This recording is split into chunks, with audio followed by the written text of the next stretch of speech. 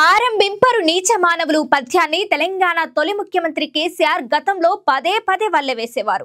నీచ మానవులు సత్కార్యానికి నడుం కట్టరు. కొంతమంది నడుం కట్టిన మధ్యలోనే వదిలేస్తారు. వారు మాధ్యములు. కానీ ధీరులు తమ గమ్యం వైపు రెట్టించిన ఉత్సాహంతో ముందుకు సాగుతారు. వారే విజయం సాధిస్తారు. ఆయన తరూచూ చెప్తుండేవారు. ఈ మాటలు కేసీఆర్ పాలన తీరుకు, రేవంత్ రెడ్డి పాలన తీరుకు మధ్య ఉన్న తారతమ్యానికి సరిగ్గా సరిపోతాయి. ధీరుడి వలె సత్కార్యాలను చేపట్టిన కేసీఆర్ ఎన్ని విఘ్నాలు ఎదురైనా అదరక బెదరక వాటిని గమ్యానికి చేర్చారు. కానీ ప్రస్తుత సీఎం రేవంత్ అసలు సత్కార్యానికే చేయడం లేదు. ఒకటి ఎరా చేస్తున్నా వాటిని మాధ్యముల వలె యూటర్న్ తీసుకొని మధ్యలోనే వదిలేస్తున్నారు. అసెంబ్లీ వేదికగా కాంగ్రెస్ సర్కార్ ప్రగల్భాలు పలికిన కొన్ని రోజులకే మాట మార్చి యూటర్న్ తీసుకుంది. దీంతో ప్రేక్షకులను దోపిడీ చేయడాన్ని సహించబోమని చెప్పిన మాటను తెరమరుగు చేసి అసలు సిసలు దోపిడీకి తెరలేపారని ప్రజలు ఆరోపిస్తున్నారు. రాష్ట్రంలో పాలనా పగ్గాలు చేపట్టిన నాటి నుంచి రేవంత్ సర్కార్దే ఇదే తీరు. ఒక నిర్ణయం తీసుకోవడం, దానిపై వ్యతిరేకత రాగానే యూటర్న్ తీసుకుంటున్నారు. తాజాగా సినిమా టికెట్ల రేట్లపై తీసుకున్న నిర్ణయం ఈ కోవకు చెందినది. సంధ్యా థియేటర్లో తొక్కిసలాట ఘటన నేపథ్యంలో ఇకపై బెనిఫిట్ షోలు, టికెట్ రేట్ల పెంపు ఉండదని సీఎం రేవంత్ అసెంబ్లీ సాక్షిగా ప్రకటించారు. మంత్రి కోమటిరెడ్డి మరో అడుగు ముందుకేసి సినిమా బడ్జెట్తో తమకు సంబంధం లేదని, దేశభక్తి, తెలంగాణ ఉద్యమంతో సంబంధం ఉన్న చిత్రాలకే బెనిఫిట్ షోలు, టికెట్ రేట్ల పెంపునకు అనుమతిస్తామని చెప్పారు. అసెంబ్లీ వేదికగా కాంగ్రెస్ సర్కార్ ప్రగల్భాలు పలికిన కొన్ని రోజులకే మాట మార్చి యూటర్న్ తీసుకున్నది. దీంతో ప్రేక్షకులను దోపిడీ చేయడాన్ని సహించబోమని చెప్పిన మాటను తెరమరుగు చేసి అసలు సిసలు దోపిడీకి తెరలేపారని ప్రజలు ఆరోపిస్తున్నారు.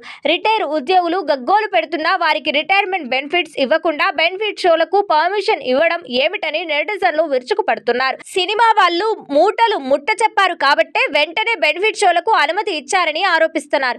ఈ వ్యవహారం హైకోర్టును కూడా చేరటంతో సర్కార్కు చివాట్లు పెట్టింది.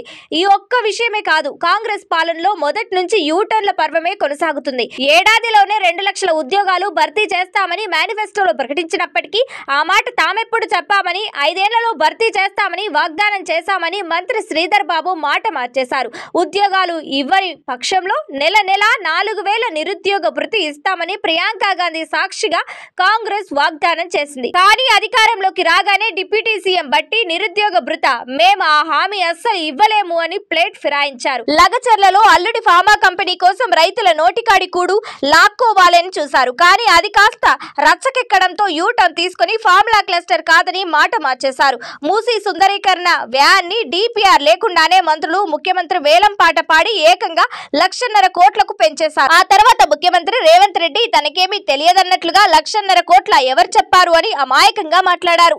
సర్కార్ తీసుకున్న నిర్ణయాలు యూటర్న్ పరంపరలో పరాకాష్ట అనే చెప్పుకోవాలి. రుణమాఫీ విషయం గురించి ఎంత చెప్పుకున్నా తక్కువే. అధికారంలోకి వచ్చిన వెంటనే 40,000 కోట్లు రుణమాఫీ చేయాల్సి ఉందని కాంగ్రెస్ పాలకులు చెప్పారు. ఆ తర్వాత క్యాబినెట్ లో 32,000 కోట్లు అని చెప్పి బడ్జెట్ లో 24,000 కోట్లు మాత్రమే ప్రవేశపెట్టారు. చివరికి సుమారు 20,000 కోట్లు మాత్రమే రుణమాఫీ చేసి చేతులు దులుపుకున్నారు. ఎన్నికల ముందు అందరికీ బోనస్ అని చెప్పి ఇప్పుడు సన్నాలకు మాత్రమే అని ఆ పథకాన్ని బోగస్ గా మార్చారు.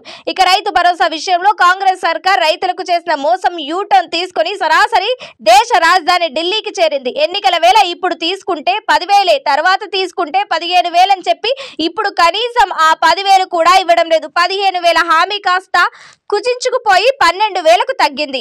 దసరా, దీపావళి, సంక్రాంతి ఇలా పండుగల ముహూర్తాలు వస్తున్నాయి, పోతున్నాయి. కానీ ఆ రైతు భరోసా మాత్రం రైతుల ఖాతాల్లో పట్టడం లేదు. ఎన్నికల ముందు వరకు మెగాను ఈస్ట్ ఇండియా కంపెనీతో పోల్చిన రేవంత్ రెడ్డి ఇప్పుడు ఆ సంస్థను నెత్తిన పెట్టుకున్నారు.